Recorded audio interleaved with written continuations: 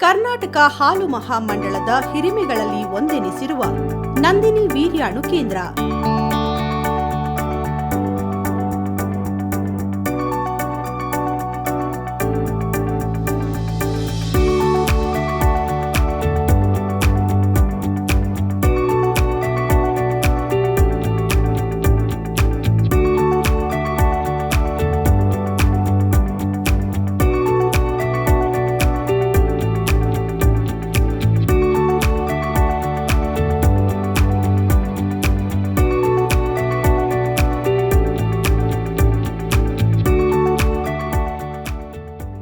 ಸ್ವಾತಂತ್ರ್ಯಕ್ಕೆ ಮೊದಲು ಹಾಲು ಮತ್ತು ಹಾಲು ಉತ್ಪನ್ನಗಳಿಗೆ ಕೊರತೆ ಎದುರಿಸುತ್ತಿದ್ದ ಭಾರತವನ್ನು ಇಂದು ಈ ವಿಚಾರದಲ್ಲಿ ಜಾಗತಿಕ ಮಟ್ಟದ ನಂಬರ್ 1 ದೇಶವನ್ನಾಗಿ ಪರಿವರ್ತಿಸಿದ್ದು ಶ್ರೀಯುತ ವರ್ಗೀಸ್ ಕುರಿಯನ್ ರವರು ಚಾಲನೆ ನೀಡಿದ್ದ ಕ್ಷೀರಧಾರೆ ಯೋಜನೆಯದ್ದಾಗಿರುತ್ತದೆ. ಕ್ಷೀರಧಾರೆ ಯೋಜನೆ ಮೂಲಕ ಶ್ರೀಯುತ ಕುರಿಯನ್ ರವರ ಕನಸು ನನಸಾಗುವಂತೆ ಮಾಡಿದ್ದು ತಳಿ ಅಭಿವೃದ್ಧಿ ಕಾರ್ಯಕ್ರಮ. ಬೆಂಗಳೂರಿನ ಹೆಸರಘಟ್ಟ ಬಳಿಯ ಕಾಕೋಳು ಗ್ರಾಮದಲ್ಲಿ 1984ರಲ್ಲಿ ಸ್ಥಾಪನೆ ಮಾಡಲಾಗಿರುವ ನಂದಿನಿ ವೀರ್ಯಾಣು ಕೇಂದ್ರವು ಹೈನು ರಾಸುಗಳ ತಳಿ ಅಭಿವೃದ್ಧಿ ಕಾರ್ಯಕ್ರಮಕ್ಕೆ ಬೇಕಿರುವ ಅತ್ಯಮೂಲ್ಯ ಸರಕು ಘನೀಕೃತ ವೀರ್ಯ ನಳಿಕೆಗಳ ಉತ್ಪಾದನೆ ಮತ್ತು ಮಾರಾಟ ಮಾಡುವ ಕಾಯಕದಲ್ಲಿ ತೊಡಗಿಸಿಕೊಂಡಿರುತ್ತದೆ. ಸ್ಥಾಪನೆಗೊಂಡ ಪ್ರಾರಂಭದಲ್ಲಿ ಬುಲ್ ಬ್ರೀಡಿಂಗ್ ಫಾರಂ ಎನ್ನಲಾಗುತ್ತಿದ್ದ ಘಟಕದ ಹೆಸರನ್ನು 1992ರಲ್ಲಿ ನಂದಿನಿ ವೀರ್ಯಾಣು ಕೇಂದ್ರವೆಂದು ಬದಲಿಸಲಾಗಿರುತ್ತದೆ. ಪ್ರಾರಂಭದಲ್ಲಿ ವಾರ್ಷಿಕ 4300 ಘನೀಕೃತ ವೀರ್ಯ ನಳಿಕೆಗಳನ್ನು ಉತ್ಪಾದಿಸುತ್ತಿದ್ದ ಘಟಕವು ಇಂದು ವಾರ್ಷಿಕ 40 ಲಕ್ಷಕ್ಕೂ ಅಧಿಕ ಘನೀಕೃತ ವೀರ್ಯ ನಳಿಕೆಗಳನ್ನು ಉತ್ಪಾದಿಸುವಷ್ಟರ ಮಟ್ಟಿಗೆ ತನ್ನ ಪ್ರಗತಿಯನ್ನು ಅಭಿವೃದ್ಧಿಪಡಿಸಿಕೊಂಡಿರುತ್ತದೆ.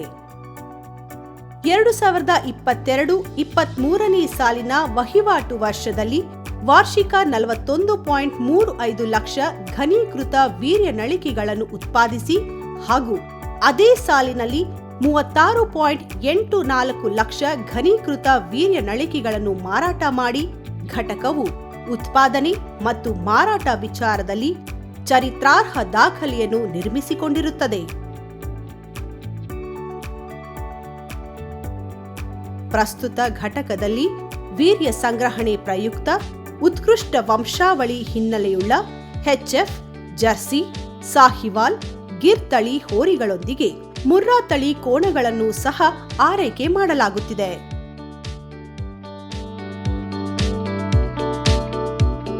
ಘಟಕವು ಹೋರಿಗಳ ಸಾಕಾಣಿಕೆಗಾಗಿ ಪ್ರಸ್ತುತ ಆಧುನಿಕ ಶೈಲಿಯ 6 ಹೋರಿಗಳ ಶೆಡ್ಗಳನ್ನು ಹೊಂದಿರುತ್ತದೆ. 250 ಎಕರೆಯಷ್ಟು ವಿಶಾಲ ಪ್ರದೇಶ ಹೊಂದಿರುವ ಘಟಕವು ಸುಮಾರು 70 ಎಕರೆಯಷ್ಟು ಕೃಷಿ ಪ್ರದೇಶದಲ್ಲಿ ತುಂತುರು ನೀರಾವರಿ ಸೌಲಭ್ಯವನ್ನು ಬಳಸಿಕೊಂಡು ಹೋರಿಗಳ ಸಾಕಾಣಿಕೆಗೆ ಬೇಡಿಕೆ ಇರುವಷ್ಟು ಹಸಿರು ಹಾಗೂ ಒಣ ಮೇವನ್ನು ಉತ್ಪಾದಿಸಲು ಎಲ್ಲಾ ರೀತಿಯ ಅನುಕೂಲತೆಗಳನ್ನು ಕಲ್ಪಿಸಿಕೊಂಡಿರುತ್ತದೆ.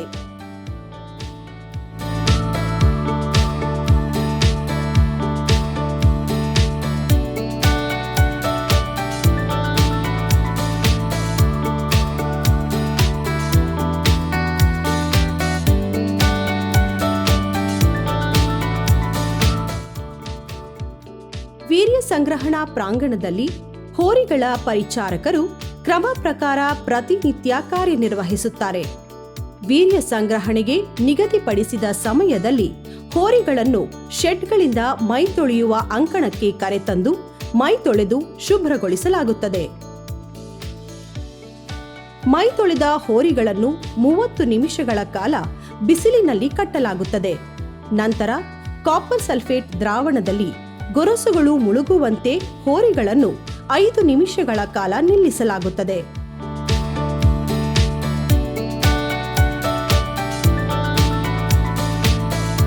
ಹೋರಿಗಳ ಪ್ರಪ್ಯೂಸ್ ಅನ್ನು ಶುಭ್ರವಾದ ಬಟ್ಟೆಯಿಂದ ಶುಚಿಗೊಳಿಸಿ ಪ್ರಪ್ಯೂಸ್ ಸುತ್ತಲಿನ ಕೂದಲನ್ನು ಕತ್ತರಿಸಿ ತೆಗೆದು ಬುಲ್ ಏಪ್ರಾನ್ ಅನ್ನು ಕಟ್ಟಲಾಗುತ್ತದೆ. ನಂತರ ಹೋರಿಗಳನ್ನು ವೀರ್ಯ ಸಂಗ್ರಹಣಾ ಪ್ರಾಂಗಣಕ್ಕೆ ಕರೆದೊಯ್ದು ಅಲ್ಲಿ ಹೋರಿಗಳನ್ನು 2 ಸುತ್ತು ಓಡಾಡಿಸಲಾಗುತ್ತದೆ. ನಂತರ ಡಮ್ಮಿ ಹೋರಿಯ ಮೇಲೆ ಹತ್ತುವಂತೆ ಅವುಗಳನ್ನು ಪ್ರಚೋದಿಸಲಾಗುತ್ತದೆ. ಇದಾದ ಬಳಿಕ ಹೋರಿಗಳಿಂದ ಮೊದಲ ಬಾರಿಯ ವೀರ್ಯ ಸಂಗ್ರಹಣೆ ಮಾಡಲಾಗುತ್ತದೆ.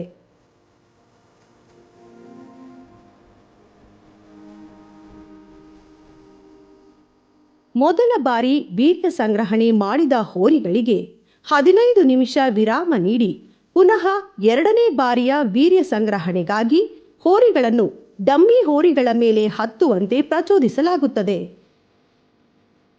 ಪ್ರಾಂಗಣದಲ್ಲಿ ಹೋರಿಗಳನ್ನು ಪುನಃ 2 ಸುತ್ತು ಓಡಾಡಿಸಿದ ಬಳಿಕ ಎರಡನೇ ಬಾರಿ ವೀರ್ಯ ಸಂಗ್ರಹಣೆ ಮಾಡಲಾಗುತ್ತದೆ.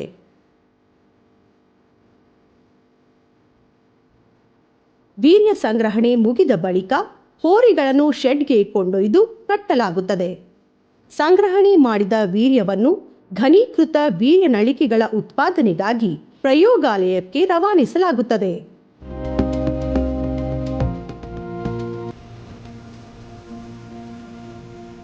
ಘಟಕದಲ್ಲಿನ ಸುಸಜ್ಜಿತ ವೀರ್ಯ ಸಂಸ್ಕರಣಾ ಪ್ರಯೋಗಾಲಯವು ಅಂತಾರಾಷ್ಟ್ರೀಯ ಖ್ಯಾತಿ ಯಂತ್ರೋಪಕರಣಗಳ ಸೌಲಭ್ಯವನ್ನು ಹೊಂದಿರುತ್ತದೆ. ಘಟಕವು ನುರಿತ ಹಾಗೂ ಅನುಭವಿ ಅಧಿಕಾರಿ ಹಾಗೂ ಕಾರ್ಮಿಕರನ್ನು ಹೊಂದಿದ್ದು, ತಂಡವಾಗಿ ಇವರೆಲ್ಲರ ಬದ್ಧತೆ ಗುಣಾತ್ಮಕ ಘನೀಕೃತ ವೀರ್ಯ ನಳಿಕೆಗಳ ಉತ್ಪಾದನೆಗೆ ಪ್ರೋತ್ಸಾಹದಾಯಕವಾಗಿರುತ್ತದೆ. ಭಾರತ ಸರ್ಕಾರದ ಸೆಂಟ್ರಲ್ ಮಾನಿಟರಿಂಗ್ ಯೂನಿಟ್ ತಂಡದ ವತಿಯಿಂದ ವಾಡಿಕೆಯಂತೆ ಪ್ರತಿ 2 ವರ್ಷಗಳಿಗೊಮ್ಮೆ ತಪಾಸಣೆಗೆ ಒಳಪಡುತ್ತಿರುವ ಘಟಕವು ಇದುವರೆಗಿನ ಎಲ್ಲ ತಪಾಸಣೆಗಳಲ್ಲಿ ಎ ದರ್ಜೆ ವೀರ್ಯಾಣು ಕೇಂದ್ರವೆಂದು ಘೋಷಿಸಲ್ಪಟ್ಟಿರುತ್ತದೆ. ಉತ್ಕೃಷ್ಟ ಗುಣಮಟ್ಟ ಹಾಗೂ ಸೋಂಕುರಹಿತ ಘನೀಕೃತ ವೀರ್ಯ ನಳಿಕೆಗಳ ಉತ್ಪಾದನಾ ಚಟುವಟಿಕೆಗೆ ಸಂಬಂಧಿಸಿದಂತೆ ISO ಪ್ರಮಾಣಪತ್ರ ದೃಢೀಕೃತ ಘಟಕ ಎಂಬ ಕೀರ್ತಿಗೂ ಪಾತ್ರವಾಗಿರುತ್ತದೆ.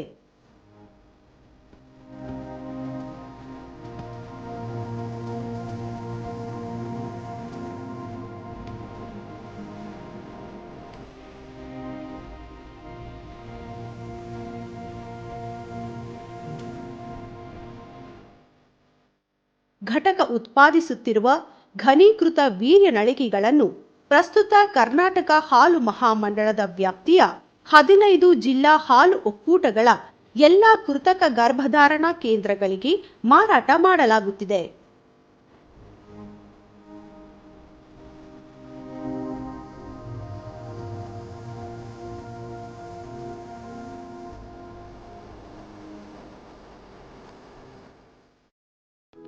ನಂದಿನಿ ವೀರ್ಯಾಣು ಕೇಂದ್ರವು ಹತ್ತಿರದ ರಾಜಾನುಕುಂಟೆಯಲ್ಲಿ 5 ಎಕರೆ ವಿಸ್ತೀರ್ಣದ ಕರು ಸಾಕಾಣಿಕಾ ಕೇಂದ್ರ ಅಂದರೆ ಕಾಫ್ ರೇರಿಂಗ್ ಸ್ಟೇಷನ್ ಹಾಗೂ ಹೆಸರಘಟ್ಟದಲ್ಲಿ 100 ಎಕರೆ ವಿಸ್ತೀರ್ಣದ ಹೋರಿಗಳ ಮಾತೃಕ್ಷೇತ್ರ ಅಂದರೆ ಬುಲ್ ಮದರ್ ಫಾರಂ ಎಂಬ 2 ಉಪ ಘಟಕಗಳನ್ನು ಹೊಂದಿರುತ್ತದೆ.